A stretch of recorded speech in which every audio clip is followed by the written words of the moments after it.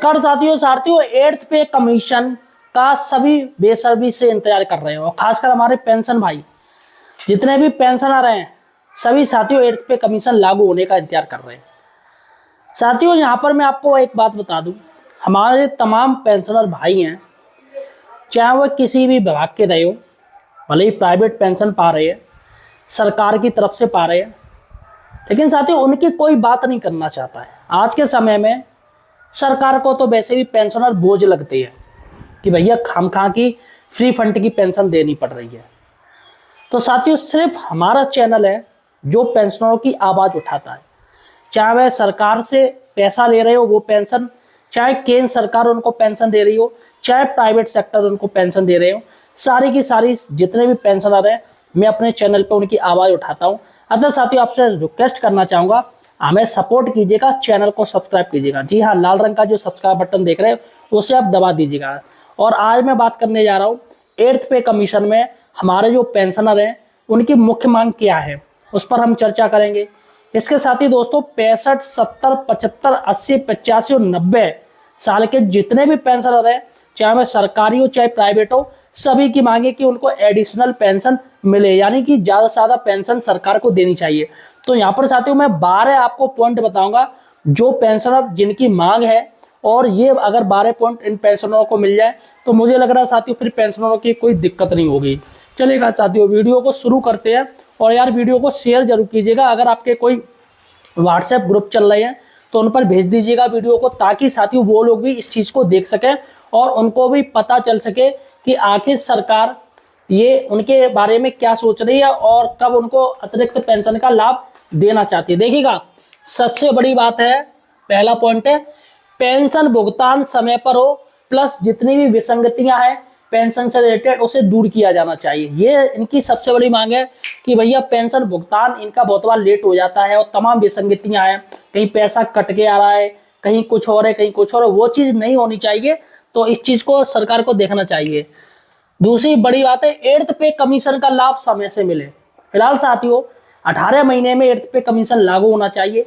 1 जनवरी 2026 से उसकी डेट जो कि स्टार्ट हो चुकी है, लेकिन साथियों यहाँ पर सरकार इसको जानबूझ के टाल रही है। अभी कह रही कि 2028 में जाकर 8th पे कमीशन का लाभ देंगे, कहीं कह रही 2029 में देंगे। तो फिलहाल साथियों एक तय निश्चित समय होना चाहिए, लेकिन जहाँ तक सरकार का लग रहा है भैया काफ़ी समय हो गया, अभी तक इनकी बैठकें चल रही हैं, कहीं इस शहर में कहीं उस शहर में, सीधी सी बात है टाइम पास किया जा रहा है।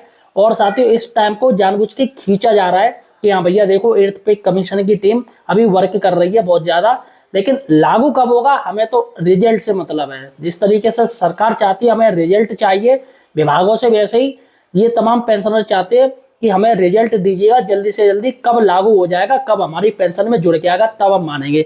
चलेगा साथियों, सबसे बड़ी बात है अभी जो स्थिति दिख रही है कि 8th पे कमीशन लागू होने में ही 2 से 3 साल लग सकते हैं, है ना। तो ऐसे में साथियों 8th पे कमीशन लागू होते ही एरियर मिले। सबसे बड़ी बात है जो 18 महीने का कोरोना काल का जो एरियर है वो सरकार अभी तक दे नहीं पाई है, उन्होंने दिया ही नहीं है। तो ऐसे में साथियों अगर 8th पे कमीशन का बकाया एरियर 1 जनवरी 2026 से लेकर जब तक लागू होता है, 1 साल 2 साल 3 साल का जो एरियर है वो साथियों सरकार को तत्काल देना चाहिए, और किस्तों में दे, लेकिन देना उन्हें जल्दी चाहिए, वरना कहीं ऐसा ना हो कि एरियर को भी गवर्नमेंट मार के बैठ जाए और एरियर को फ्रीज कर दे, जो कि गलत है। चलेगा, चौथी बड़ी बात है वरिष्ठ पेंशनरों को टैक्स छूट मिले। जी हाँ साथियों, जितने भी वरिष्ठ पेंशनर हैं उनको टैक्स छूट मिलनी चाहिए। मैं तो कह रहा हूँ जितने भी पेंशनर हैं, चाहे वरिष्ठ हो चाहे नॉन वरिष्ठ हो, कुछ भी हो, सभी को टैक्स छूट मिलनी चाहिए। सरकार को स्पेशली उनको टैक्स छूट देनी चाहिए, लेकिन गवर्नमेंट सभी के लिए नियम एक से कर रखे। एक नौकरी वाले पर भी वही टैक्स ले रहे हैं, और एक जो रिटायरमेंट हो चुका उस पर भी वही टैक्स ले रहे हैं। तो यहाँ पर इनको टैक्स से छूट देनी चाहिए, मेरा ये मानना है। पांचवी बड़ी बात है पेंशन में पर्याप्त बढ़ोतरी हो। सबसे बड़ी बात यही है कि पेंशन इनकी काफ़ी कम है, जो कि गलत है। इनकी पेंशन बढ़ोतरी होनी चाहिए, और सरकार को ये देखना चाहिए कि हमारे पेंशनर भाई हैं जिन्होंने देश सेवा करी है, देश के लिए इन्होंने बहुत कुछ किया है, तो ऐसे में इनको झुठलाना, इनको इग्नोर करना जो कि गलत है। तो यहाँ पर पेंशन में भी बढ़ोतरी होनी चाहिए। छठवीं बड़ी बात है महंगाई के अनुसार डीआर बढ़े। देखिएगा डीआर जब बढ़ता है तो कर्मचारी जो है नौकरी में उनका डीए और जो पेंशनर उनका डीआर सेम बढ़ता है। जैसे अभी सरकार ने 2% डीए बढ़ाया है, तो इनका डीआर भी 2% बढ़ा दिया, जो कि गलत है। देखिएगा, एक कर्मचारी जो नौकरी में, उसकी सैलरी इनसे अलग होती है, इनकी पेंशन होती है, तो इनका जो कैलकुलेशन है वो डीआर इनका अलग कैलकुलेट किया जाना चाहिए, लेकिन सरकार एक में ही तोल देती है दोनों को। भाई एक जो रिटायरमेंट हो चुका उसको और जो नौकरी कर रहा है उसको आप नहीं तोल सकते हो एक में। तो यहाँ पर इनकी मांग है कि महंगाई के अनुसार डीआर बढ़े, महंगाई के अनुसार डीआर को बढ़ाना चाहिए, लेकिन सरकार क्या करती है, डीआर वही बढ़ाती नहीं है, 1-2% दे रही है। और डीए डीआर की गणना वो अलग हो, जैसा कि मैंने आपको बताया, डीए डीआर अलग होना चाहिए, डीए की अलग कैलकुलेशन होनी चाहिए, क्योंकि वो इन सर्विस मिलता है और डीआर मिलता है जब रिटायरमेंट हो जाता है तब, यानी डीएनए रिलीफ, उसे महंगाई राहत कहते हैं, तो सरकार देती है, होता एक ही है। तो स्थलीय निरीक्षण करने पर ही डीए डीआर बनना चाहिए, तो इनका स्थलीय निरीक्षण किया जाए, ना कि एसी कमरों में बैठ के डीए डीआर की इंडेक्स आंकड़े हैं, जो महंगाई आंकड़े, वो जुटाए जाए, जो कि गलत है। 8वीं वाली बात है, फिटमेंट फैक्टर बेहतर हो। अभी फिटमेंट फैक्टर की मांग सबसे ज़्यादा तेज हो रही है, 3.25 की मांग तेज हो रही है, लेकिन साथियों यहाँ पर जो सुनने वाले, सरकार 1.92 का ही फिटमेंट फैक्टर रख सकती है। ऐसा तमाम 6th पे कमीशन में, 7th पे कमीशन में, 5th पे कमीशन की जो कैलकुलेशन है उसके अनुसार 1.92 का फिटमेंट फैक्टर निकल के आ रहा है, लेकिन यहाँ पर पेंशनर तमाम कर्मचारी चाहते हैं कि 3.25 का फिटमेंट फैक्टर होना चाहिए, वो भी इस महंगाई में। तो फिलहाल साथियों 1.92 की बात हो रही है, लेकिन फिटमेंट फैक्टर बेहतर होना चाहिए। 9वीं बड़ी बात है, अगर आप फिटमेंट फैक्टर सही से नहीं दे रहे हो तो न्यूनतम पेंशन बढ़ाई जाए। जिन लोगों को काफ़ी मैंने देखा, ईपीएफओ जो पेंशनर है उनको 1000 रुपये मिल रही, 900 रुपये मिल रही है ना, 600 रुपये मिल रही है, ये भी कोई पेंशन है। तो एक न्यूनतम पेंशन बढ़ाई जाए, मतलब मिनिमम पेंशन वो 7500 या 10,000 रुपये होनी चाहिए। जो भी प्राइवेट विभाग है या अटल पेंशन योजना चल रही सरकार की, जितने भी पेंशन जो पेंशनर पा रहे हैं, मिनिमम पेंशन 10,000 रुपये होनी चाहिए। तो साथियों ईपीएस 95 की भी यही मांग है कि मिनिमम पेंशन 10,000 होनी चाहिए, तो यहाँ पर न्यूनतम पेंशन बढ़ाई जाए। अब एक चपरासी की पेंशन आप सोचिएगा क्या होगी, कुछ भी नहीं है चपरासियों की पेंशन। तो ऐसे में साथियों अधिकारियों की भी पेंशन कम है। अब बैंक पेंशनर है, उनकी पेंशन नहीं है, कुछ भी पेंशन नहीं बन रही है। तो यहाँ पर साथियों ये चीज़ सरकार को देनी चाहिए। 10वीं बड़ी बात है, 65 साल, 70 साल, 75 साल, 80 साल को अतिरिक्त पेंशन मिले, इनको एडिशनल पेंशन मिलनी चाहिए, क्योंकि ये सुपर सीनियर हो गए, 80 वाले तो सुपर सीनियर हो गए। तो कायदे में साथियों इनका खर्चा बहुत ज़्यादा हो जाता है, सबसे ज़्यादा खर्चा इनका दवाइयों का होता है, क्योंकि भाई आज के समय में इतनी ज़्यादा बीमारियां चल रही, नए नए लोग तक आ रही बीमारी। आजकल मुझे लग रहा है पूरे वर्ल्ड में कोई ऐसा इंसान नहीं है जिसको कोई बीमारी ना हो। तो बीमारियों में ही, महीनों में ही इनका 50-60 हज़ार रुपये महीना खर्चा हो जाता है। तो सरकार को ये चीज़ देखनी चाहिए और अतिरिक्त पेंशन बढ़ानी चाहिए। उसके बाद है समान पेंशन व्यवस्था हो, सभी के लिए समान पेंशन व्यवस्था होनी चाहिए। अच्छा, इसमें यह भी रहता है कि अधिकारियों की जो पेंशन में भी अंतर चल रहा है, जैसे 1 रैंक 1 पेंशन है, वैसे इनकी भी होनी चाहिए 1 रैंक 1 पेंशन, सभी विभागों में लागू होनी चाहिए। अब कोई पहले का अधिकारी रिटायरमेंट हुआ, उसकी पेंशन है, और आज के समय में कोई अधिकारी रिटायरमेंट उसी पद पे हो रहा है तो उसकी पेंशन ज़्यादा और पुराने वाले की पेंशन कम है। तो इस चीज़ को साथियों सरकार को देखना चाहिए और समान पद पर समान पेंशन व्यवस्था होनी चाहिए, ऐसा करना चाहिए, चलेगा। 12वीं बात है मेडिकल सुविधाएं, जैसे ECHS या CGHS में सुधार होना चाहिए और सरकार को इनकेंस लीव भी देनी चाहिए और कम्यूटेशन पीरियड भी कम किया जाना चाहिए। अभी सरकार कम्यूटेशन पीरियड 15 साल कर रखा है, उसे 10 या 11 साल किया जाना चाहिए। और साथियों इनको मेडिकल, इनको पैसा भी मिलना चाहिए। सरकार क्या 1000 रुपये इनको मेडिकल देती है, 1000 रुपये महीना, क्या मतलब है? यहाँ पर ECHS के हॉस्पिटल नहीं, वहाँ पर सरकार 1000 रुपये देती है, जो कि गलत है। यहाँ पर इनका 3000 रुपये महीना होना चाहिए प्लस DA के अनुसार, 3000 महीना प्लस DA इनको मिलना चाहिए, उसके अनुसार महंगाई के अनुसार वो बढ़ोतरी हो। तो साथियों एक जी न्यूज़ चैनल है, उसने साथियों पेंशनरों की तमाम मुद्दे उठाए हैं, तमाम बातें करेंगे। हम आपको रिपोर्ट दिखाने जा रहे हैं जी न्यूज़ की, सबसे पहले आप रिपोर्ट देखिएगा। आज हक की बात में उन पेंशनर की बात हम करेंगे, उनकी आवाज हम उठाएंगे जो 8वें वेतन आयोग से कुछ मांग कर रहे हैं। ये वो बुजुर्ग हैं जिन्होंने हिंदुस्तान के दफ्तरों और स्कूलों में पूरी ईमानदारी के साथ अपने कर्तव्य को निभाया, लेकिन आज बढ़ती हुई महंगाई और घटती शारीरिक क्षमता के बीच सम्मानजनक जीवन की मांग कर रहे हैं। देश भर के तकरीबन 69 लाख पेंशनर्स का कहना है कि पेंशन सिर्फ आर्थिक मदद नहीं है, बल्कि जीवन भर की सेवा का सम्मान है।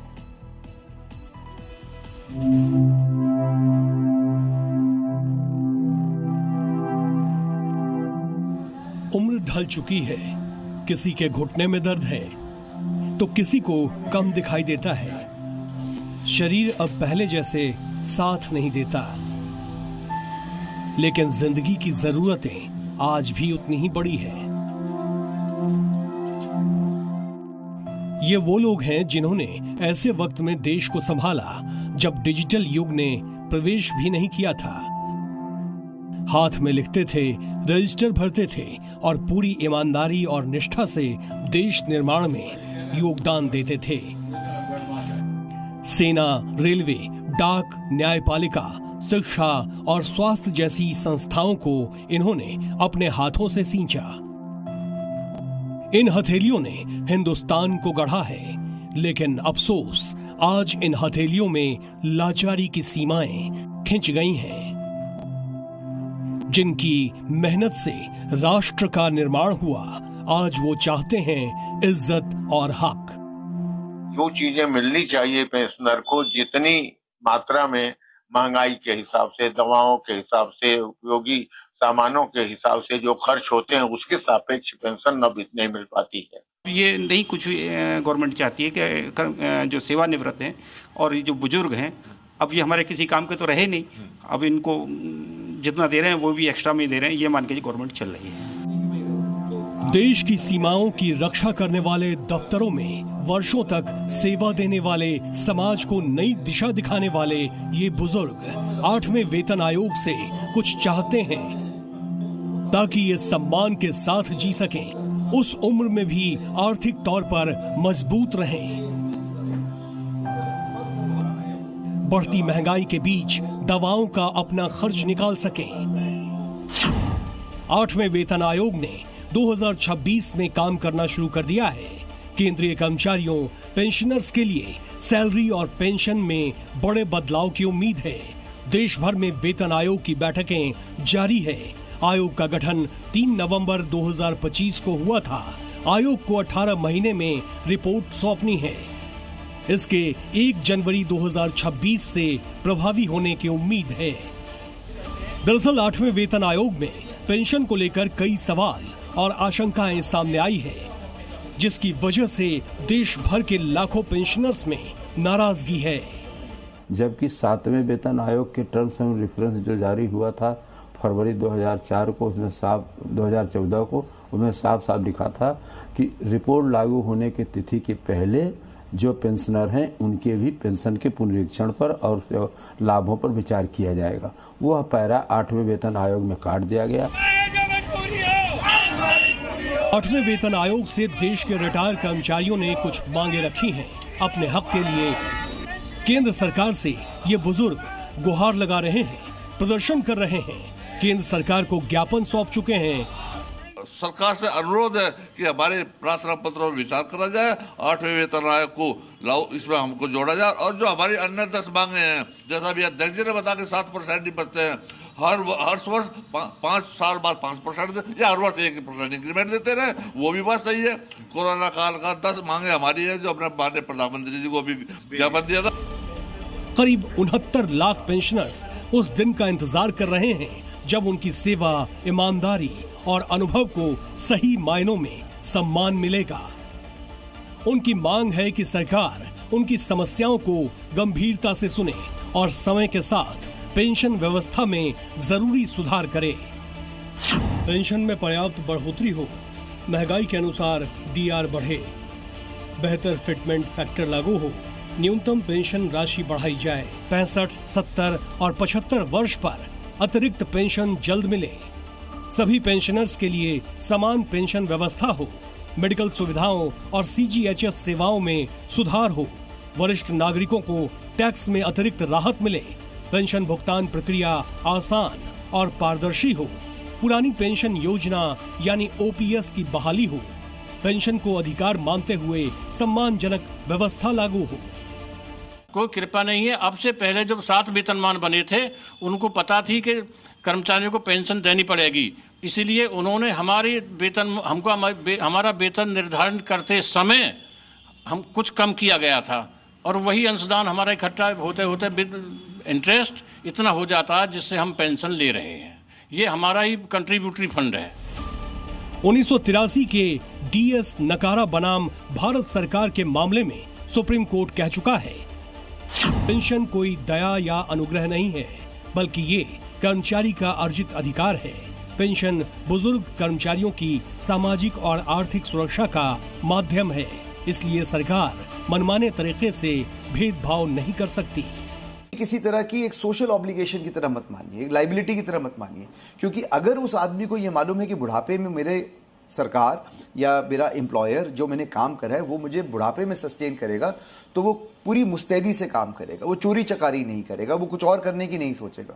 तो ये जो डिबेट है और ये जो कैलकुलेशन है और ये जो ऑब्लिगेशन है, इसको जब आप एक वेस्टेड राइट कि ये मेरा हक है और ये मेरा हक है, ये आप मुझे इस तरह से देंगे जब माना जाए, तो एक बड़े पॉजिटिव तरीके से देखा जा सकता है।